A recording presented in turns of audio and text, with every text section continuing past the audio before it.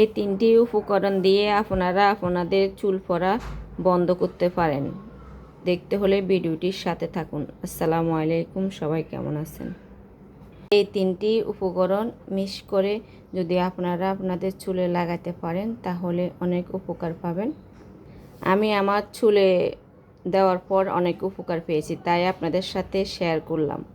মেথি butter সাথে আমি পেঁয়াজ বাটা দিয়ে দেব। তারপর আমি জৈতুনের তেল বা অলিভ অয়েল এটা দিয়ে দেব।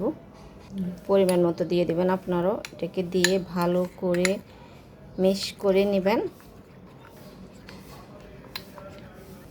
ভালো উপকার পেতে হলে আপনারা সপ্তাহে একদিন এই মিশ্রণটা চুলে লাগাবেন। লাগিয়ে 2-3 ঘন্টা রেখে তারপর ধুয়ে ফেলবেন। এরকম করে অন্তত 2 মাস ব্যবহার করবেন, প্রতি সপ্তাহে একবার করে, মানে 8 দিন, 2 মাস হয়। এভাবে ব্যবহার করলে আপনার চুল পড়া বন্ধ হবে ইনশাল্লাহ।